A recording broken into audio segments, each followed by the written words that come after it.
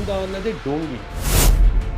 ಸಿದ್ದರಾಮಯ್ಯ ರಾಜಕೀಯವಾಗಿ ಅಧಿಕಾರ ತಗೊಳ್ಳಲಿಕ್ಕೆ ಬಳಸಿದಂಥ ಒಂದು ಡೋಂಗಿ ಪದ. ಸಿದ್ದರಾಮಯ್ಯನವರು ಅಹಿಂದವನ್ನು ಸಂಘಟಿಸಿದ್ರು, ಅವ್ರಿಗೆ ನ್ಯಾಯ ಕೊಟ್ಟರು. ಯಾವ ನ್ಯಾಯ ಕೊಟ್ಟರು? ಎಲ್ಲಿ ಕೊಟ್ಟಿದ್ದಾರೆ? ಏನು ಮಾಡಿದ್ದಾರೆ? ಯಾವ ಜಾತಿಗೆ ಏನು ಮಾಡಿದ್ದಾರೆ? ಮೀಸಲಾತಿ ಕೊಟ್ಟಿದ್ದಾರೆ ಸಿದ್ದರಾಮಯ್ಯನವರು? ಎಷ್ಟು ಉದ್ಯೋಗ ಕೊಟ್ಟಿದ್ದಾರೆ? ಎಷ್ಟು ನಿವೇಶನ ರೈತರಿಗೆ ಇವತ್ತು ಇಂಥ ಸಮಾಜಗಳನ್ನ ಕೊಟ್ಟಿದ್ದಾರೆ? ಯಾವ ಯೋಜನೆ ಕೊಟ್ಟಿದ್ದಾರೆ? ಏನಿದೆ ಸಿದ್ದರಾಮಯ್ಯನವ್ರ ಯೋಜನೆ? ಏನೂ ಇಲ್ಲ. ಹುಡುಗುಡಿಕೆ. ಸಾಮಾನ್ಯವಾಗಿ ನಮ್ಮಲ್ಲಿ ಒಂದು ಮಾತಿದೆ ಸರ್, BJP ಅಂದರೆ ಮೇಲ್ವರ್ಗದವರು, ಬ್ರಾಹ್ಮಣರ ಪಕ್ಷ. ಕಾಂಗ್ರೆಸ್ ಮಾತ್ರ ಅಹಿಂದ ವರ್ಗದವ್ರನ್ನ ನೋಡ್ತಾರೆ. ಆದರೂ ಸಿದ್ದರಾಮಯ್ಯನವರು ಮುಖ್ಯಮಂತ್ರಿ ಆದ ಸಂದರ್ಭದಲ್ಲಿ ಅಹಿಂದ ಅಂದರೆ ಸಿದ್ದರಾಮಯ್ಯನವರು ಅಂತ ಹೇಳಿ ನೀವು ಒಂದು ಸಣ್ಣ ಸಮಾಜದವ್ರಿಗೆ BJP ಅವ್ರು ಗುರುತಿಸ್ತಾರೆ ಅಂದರೆ ಹೇಗೆ ಸರ್? ಅಹಿಂದ ಅನ್ನೋದೇ ಡೋಂಗಿ. ಸಿದ್ದರಾಮಯ್ಯ ರಾಜಕೀಯವಾಗಿ ಅಧಿಕಾರ ತಗೊಳ್ಳಲಿಕ್ಕೆ ಬಳಸಿದಂಥ ಒಂದು ಡೋಂಗಿ ಪದ. ಅದರಲ್ಲೂ ಇಂದ ಸಂಪೂರ್ಣವಾಗಿ ಉಪೇಕ್ಷೆಗೆ ಒಳಗಾದದ್ದು. ಈ ಇಂದದಲ್ಲಿದೆಯಲ್ಲ, ಬರೀ ಹಿಂದುಳಿದ ವರ್ಗನೇ ತೆಗೆದುಕೊಂಡ್ರು ಎಲ್ಲ ಚಿಕ್ಕ ಚಿಕ್ಕ ಜಾತಿಗಳನ್ನು ಇದರ ಹೆಸರಿನಲ್ಲಿ ವ್ಯವಸ್ಥಿತವಾಗಿ ವಂಚಿಸಲಾಗಿದೆ. ಆರ್ಥಿಕವಾಗಿ, ಶೈಕ್ಷಣಿಕವಾಗಿ, ಔದ್ಯೋಗಿಕವಾಗಿ, ರಾಜಕೀಯವಾಗಿ.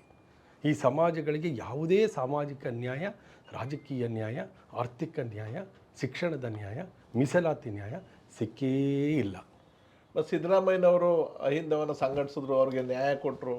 ಯಾವ ನ್ಯಾಯ ಕೊಟ್ಟರು? ಎಲ್ಲಿ ಕೊಟ್ಟಿದ್ದಾರೆ? ಏನು ಮಾಡಿದ್ದಾರೆ? ಯಾವ ಜಾತಿಗೆ ಏನು ಮಾಡಿದ್ದಾರೆ? ಅಶೋಕ್ ಗಸ್ತಿ ಅಂತ ಸವಿತಾ ಸಮಾಜವನ್ನು ಭಾರತೀಯ ಜನತಾ ಪಾರ್ಟಿ ರಾಜ್ಯಸಭೆಗೆ ಕಳಿಸ್ತದೆ. ಅಥವಾ ಯಾರೋ ರಾಜ್ಯಸಭೆಗೆ ಹೋದರೆ ವಿಧಾನ ಪರಿಷತ್ಗೆ ಹೋಗ್ರೆ ಅಥವಾ ರಘು ವಿಧಾನ ಪರಿಷತ್ಗೆ ಹೋದ ತಕ್ಷಣ ಕಲ್ಯಾಣ ಆಗುತ್ತೆ ಅಂತಲ್ಲ. ಅಟ್ಲೀಸ್ಟ್ ಒಂದು ರೆಪ್ರೆಸೆಂಟ್ ಮಾಡುವಂಥ ಅವಕಾಶ ಸಿಕ್ಕಿದೆ. ಯಶಸ್ವಿಯಾಗಿ ರೆಪ್ರೆಸೆಂಟ್ ಮಾಡಿ ಈ ಸಮುದಾಯಕ್ಕೆ ದನಿ ಕೊಡಬೇಕಂತಕ್ಕಂಥ ನನ್ನ ಕರ್ತವ್ಯ. ಈ ರಾಜಕೀಯವಾದ ಅವಕಾಶ ಕೊಟ್ಟರೆ ಮೀಸಲಾತಿ ಕೊಟ್ಟಿದ್ದಾರೆ ಸಿದ್ದರಾಮಯ್ಯನವರು. ಎಷ್ಟು ಉದ್ಯೋಗ ಕೊಡಿಸಿದ್ದಾರೆ? ಎಷ್ಟು ನಿವೇಶನ ರೈತರಿಗೆ ಇವತ್ತು ಇಂಥ ಸಮಾಜಗಳನ್ನ ಗುರ್ತು ಕೊಡಿಸಿದ್ದಾರೆ?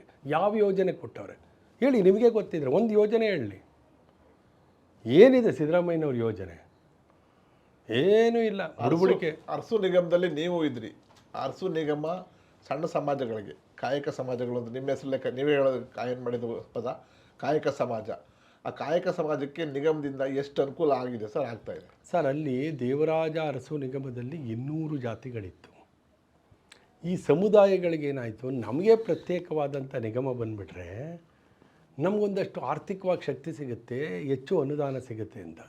ಈ ದೇವರಾಜ ಅರಸು ನಿಗಮದಲ್ಲಿ ಇದ್ದಂಥ ಜಾತಿಗಳೆಲ್ಲ ಈಚೆಗೆ ಬಂದುಬಿಟ್ಟಿದ್ದಾವೆ. ಈಗ ಮಡಿವಾಳ ಆಗ್ಬೋದು, ಸವಿತಾ ಆಗ್ಬೋದು, ಹಡಪದ ಆಗ್ಬೋದು, ವಿಶ್ವಕರ್ಮ ಆಗ್ಬೋದು, ಗಾಣಿಗ ಆಗ್ಬೋದು, ಉಪ್ಪಾರ ಆಗ್ಬೋದು, ಈ ಥರದ ಎಲ್ಲ ಜಾತಿಗಳು ಪ್ರತ್ಯೇಕ, ಕುಂಬಾರ ಎಲ್ಲರೂ ಬಂದು ನಿಗಮ.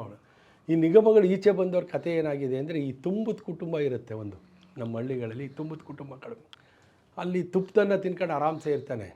ಹೆಂಡ್ತಿ ಮಾತು ಕೇಳ್ಕೊಂಡಿದ್ದಾನೆ, ಪಾಲು ತಗೊಂಡ್ಬಿಡ್ತಾನೆ. ಪಾಲು ತಗೊಂಡು ಹೋದವ್ನಿಗೆ ಇಲ್ಲಿ ತುಪ್ಪದನ್ನು ತಿಂದಿದ್ದು ಗಂಜಿ ಏನೂ ಸಿಗೋಲ್ಲ ಪಾಲು ಹೋದ ಮೇಲೆ. ಆ ಕತೆ ಈ ನಿಗಮಗಳಿಗಾಗಿದೆ.